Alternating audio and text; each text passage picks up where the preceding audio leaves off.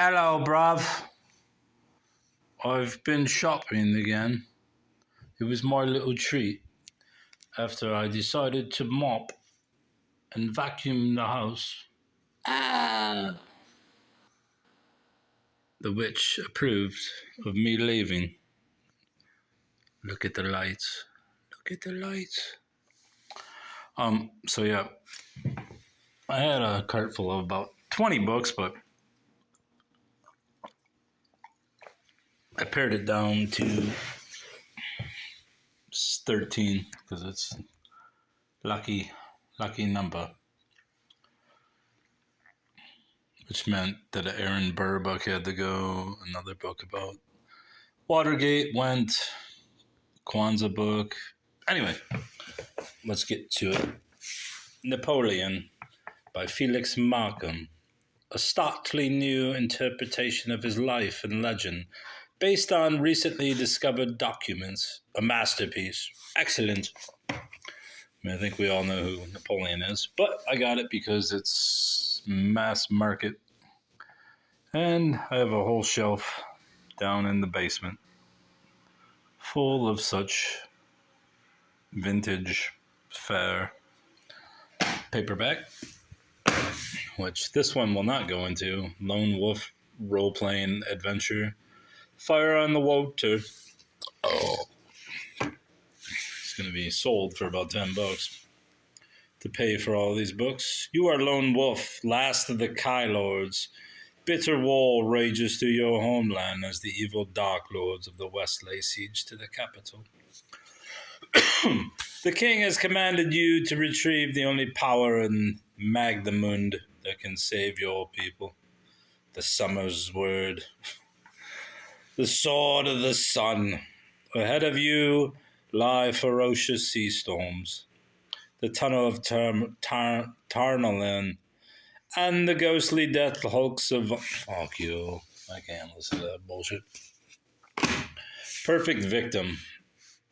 The true story of the girl in the box by the DA who prosecuted her captor. True crime at its most shocking. Christine McGuire and Carla Norton. Called The Sex Slave. And the girl in the box case, the 7-year-long imprisonment of Pretty Colleen Stan would shock the world. Oh, man. Need some water. Sparkling water and lemon. I really need to eat. Anyways, that goes to me mother.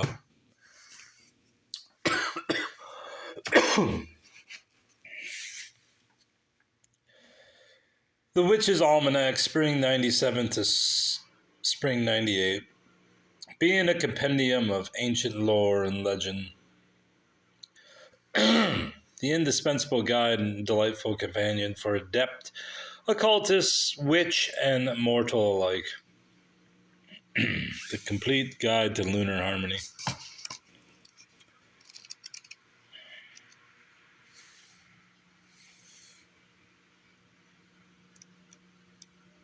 All bullocks. But, look at this. Lesbians. Oh no. Celtic lesbian magic. Lenin's Tomb, The Last Days of the Soviet Empire by David Remnick. A moving illumination of the collapse of communist faith and the Soviet Empire. David Remnick is the witness for us all, providing compassion and empathy, humor and outrage. Even though I'm diametrically opposed to communism, I still like Russia. Mainly because if you're going to have communism like we're going to have in the United States, at least you might as well have hot women around. So, Soviet Union, now Russia and Ukraine and Latvia and all those places have much better looking women than us. I mean, communism's coming, the death camps, but there's always choices. Sue Grafton isn't a choice of mine, but since I already have about, I don't know, did she ever finish her alphabet series before she died? I have a bunch of the books down in the basement. And I don't think I have you. And if I do, I believe I have the, what are they called? The book club edition, which is about this size. As you can see, it's not the same size. Book clubs generally have smaller hardcovers. So hopefully I don't have you for Undertow downstairs, even though the spine's a bit jacked. I'm trying to get the whole set so I can sell it for like $150, and if I can buy like 4 books out of the series that I have remaining, it'll be worth it if I can sell it for a decent amount. I don't know if I can. Booking Passage, We Irish and Americans. I may already have this Thomas Lynch book, I don't know. Thomas Lynch, of course. I didn't want this. This is the book I passed on last time because it has underlining and I didn't see it this time while looking through it, but whatever. I've seen Mr. Lynch, who is I don't know if he's even alive still, who is a mortician, undertaker, and he's written books about undertaking, and he's also written some decent poetry books. He's one of the better local poets, along with Richard Tillinghast, who was an import from the Swanee Valley. Why I know all this is beyond me, but I do. Anyway, this goes into the local books, since he's from Milford. I don't know if he's originally from Milford or where he's from, but that will go into the Michigan books. Oh yeah, I never put these away either. Pretty soon my window, I won't even need the shade. Just cover the window. C.S. Lewis, The Weight of Glory. Most C.S. Lewis books are worth $5 to $10. And when you get a bunch of them, especially in the same edition, you can sell them as a little group and get more for them. And anytime I can buy them for 25 or 50, these were 50 cents a piece, I will do it.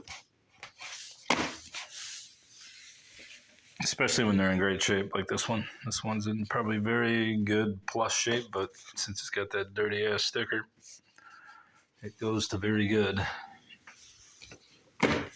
Sudden fiction. I've quoted Nietzsche's suggesting why write a novel when you can say something brilliant in one paragraph or less, maybe even said a couple sentences. There's not a bunch of these, probably a dozen of these different sorts of books: sudden fiction, flash fiction, microfiction. I may already have this one, but I don't know. American short stories, sudden fiction. If I have it, it's in a different edition.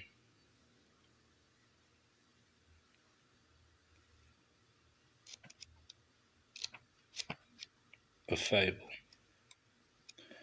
Point is, most of these are 1 or 2 pages long. I used to write short stories, but I never thought about it, and I was like, who cares? The KGB, World Espionage by Graham Yost. It is a mystery book. I looked this one up. I couldn't see if it was, I couldn't find one that was sold before, so I collect mystery books that have good covers. This is a good one. Generally, I get horror ones like vampires and murder, that kind of bullshit. Maybe this is an actual book. I don't think so. Spy tech. I don't know. Maybe this is actually a real book about the KGB. I'm starting to think it is. Espionage has played a vital role in the world history for centuries. in world history for centuries, but it has never been as important or controversial as it is today. World Espionage is the first series of books on this fascinating subject, written especially for teenage readers. Each book presents a lively, thought-provoking account of an important aspect of espionage history. Well, so it is nonfiction. Even better. Even better. So we go into my Soviet Union books, my Russian books. I put a jacket on it. Dearly devoted Dexter. Everyone knows who Dexter is. I have a few of these books laying around, so I figured if I can find them cheap and in good condition, even though the pages are yellowing, though you can't really see it here, I will buy them to sell them as a set or collection. Detroit food, Coney dogs to farmers market. Obviously, it's about Detroit. You never know what's in these books. It could just be a photo of a lost building or a mention of a person.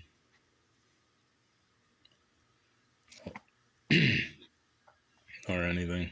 So I got it. It was only 50 cents. 50 cents. File under Detroit. The Santa Claus Killer, a novel by A.H. Garnett. Now, obviously, this is a mystery book, and it's a good one. Just by the cover alone. Santa Claus Killer. What does that say? Book of the Month Club, 1281.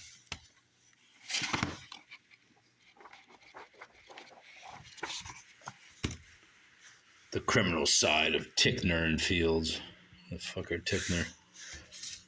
A.H. Garnett. Once upon a time, long ago, on the back of the first Harper novel of crime and suspense, I said, Harper and Brothers, there was no row around at the time, and the book sold for $2.50, so you can see how long ago it was, has decided to move firmly into the mystery novel field. The books on its mystery list are going to be good novels before anything else, with the emphasis very much on the quality of the writing as well as on the story value. Man, what's this about? Do we have anything about this book? No. Must be all on the inside of the jacket. Frank D'Agostina very sensibly always does what Papa Joe wants him to do. And Papa Joe wants Frank to go to Northway, not too far from Detroit. Wait, is this Detroit connection to it? To Northway. Because someone in Northway wants McSweeney's job.